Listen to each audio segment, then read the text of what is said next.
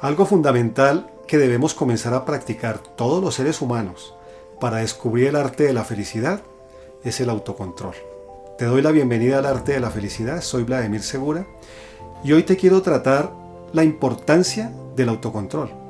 Es importante que aprendamos a llevar un buen autocontrol en nuestras vidas, porque si nosotros no comenzamos ya, de manera inmediata, a crear el hábito del autocontrol en lo que tiene que ver con nuestro mal carácter, si no sabemos controlar nuestros deseos, si no sabemos darle un manejo a nuestros dolores emocionales sin importar cuál sea la causa de esos dolores, lo que va a suceder es que vamos a tener inevitablemente un colapso emocional.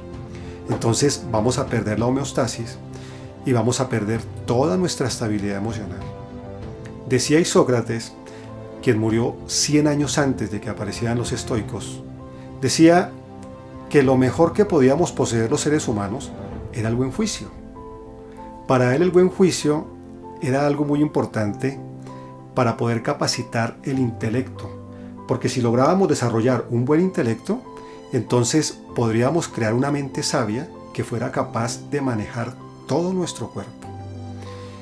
Mira a lo que se refería Isócrates, que como nuestro cuerpo solo responde a lo que ordene nuestra mente, entonces lo que nosotros debemos es lograr hacer que nuestro cuerpo responda a una mente nueva, una mente sana, una mente serena.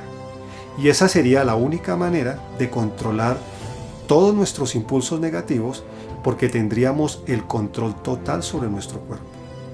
Fíjate que Isócrates no era estoico. No podía ser estoico porque murió 100 años antes. Él ni siquiera se imaginaba que los estoicos iban a existir.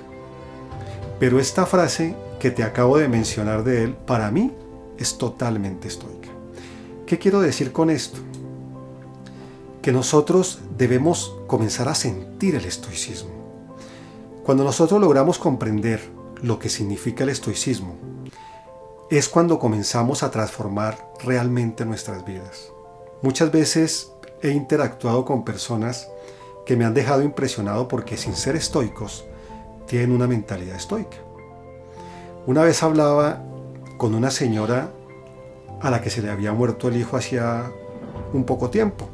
Entonces le pregunté, al principio no sabía cómo preguntarle, no sabía cómo lo iba a tomar, que no lo fuera a tomar a mal, hasta que le pregunté cómo se sentía emocionalmente después de la muerte de su hijo. Recuerdo tanto que ella me miró de una forma tan tranquila y me dijo, a mí me dolió muchísimo la muerte de mi hijo.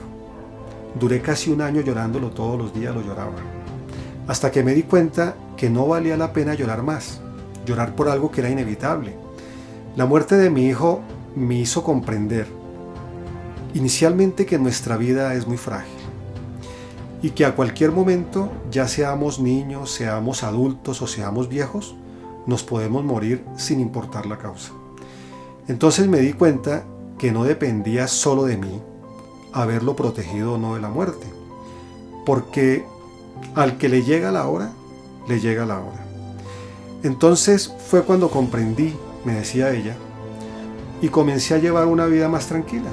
Lo extraño mucho, mi hijo me hace mucha falta, pero no me volví a preocupar por él, y hoy en día solo me preocupo por mí, por vivir, mientras me llega la hora de morir.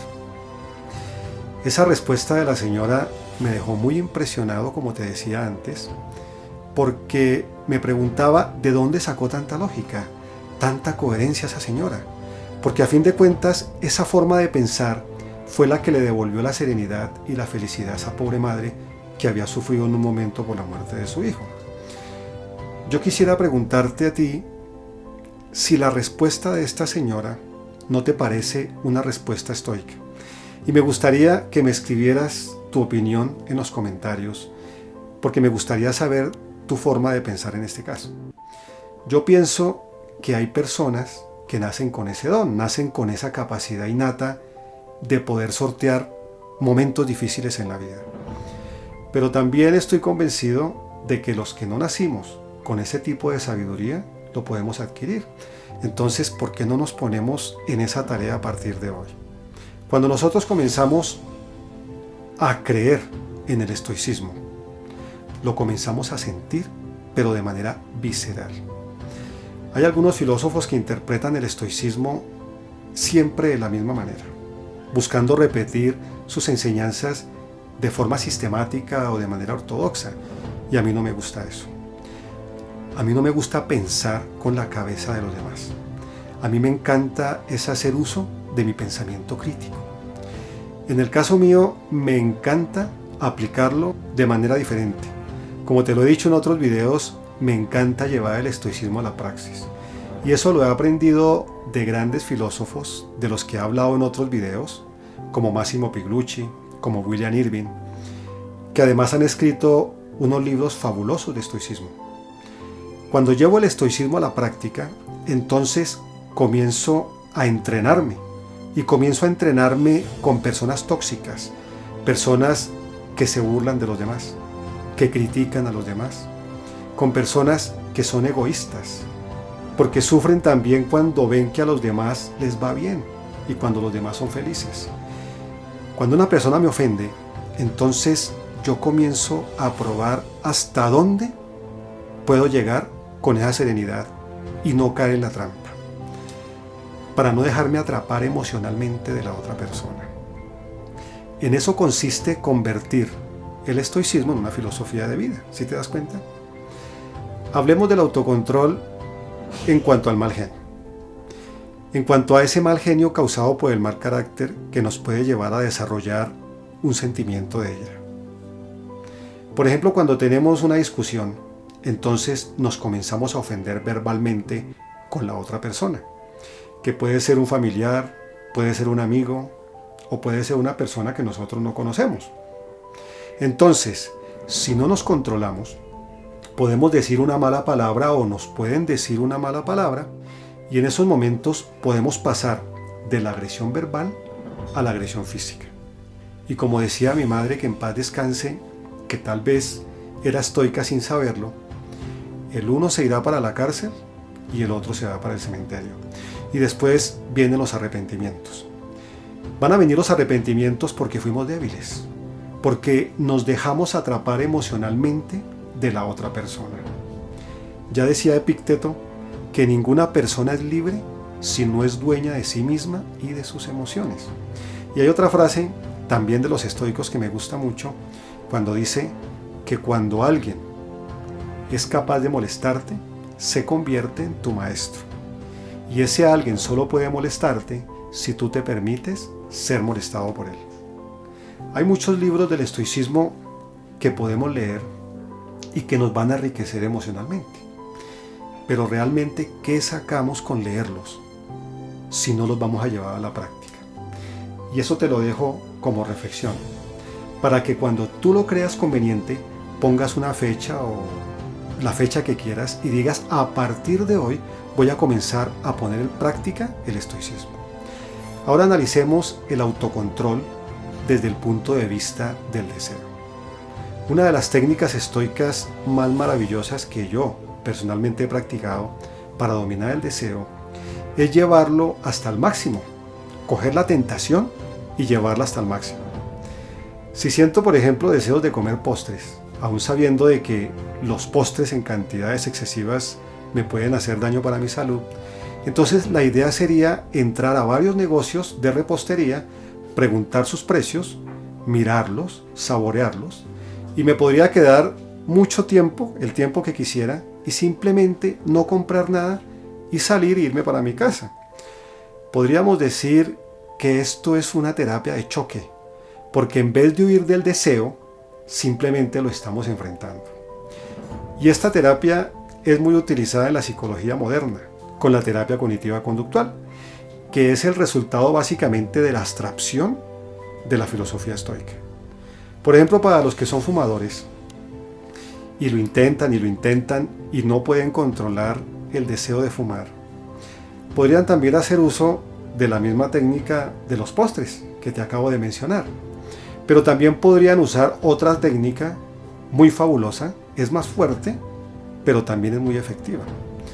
Si por ejemplo tienes ganas de fumar y te consumes diariamente más de 10 cigarrillos para arriba, entonces compra los cigarrillos y cada vez que sientas el deseo de fumar, piensa en que el acto de fumar, cuando te den ganas de hacerlo, ya no consiste en encender el cigarrillo y tomarlos con la boca, sino que ahora el acto de fumar, ahora consiste en tomar ese cigarrillo y romperlo pedacito por pedacito hasta que llegue al filtro y botado a la basura. Y si así lo logras hacer cada vez que sientes ganas de fumar, entonces cada vez vas a romper menos cigarrillos y vas a comprar menos cigarrillos. Y si continúas con esa dureza mental, el tiempo que sea necesario, porque no te puedo decir un mes, 2 meses, el tiempo que sea necesario, cuando te des cuenta, no sentirás el deseo de fumar. Pero claro, esto solo lo puede lograr un estoico. En cuanto a los dolores emocionales, como por ejemplo la pérdida de un ser querido, ¿cómo sería el autocontrol? Imaginemos que tenemos a uno de nuestros padres padeciendo una enfermedad terminal como el cáncer. Entonces, nosotros no queremos que se muera, ¿verdad? Pero tampoco queremos verlo sufrir. Y continuamos en esta zozobra hasta que llega el momento en que nuestro ser querido fallece. Entonces sentimos mucha tristeza, porque lo queríamos tener vivo, porque no queríamos estar sin él, porque tal vez nos hace mucha falta darle un abrazo, o porque queremos escuchar nuevamente uno de sus consejos. Entonces en ese momento entramos en un estado de sufrimiento, ¿cierto? Entonces, ¿cómo podríamos neutralizar ese sufrimiento con una templanza estoica?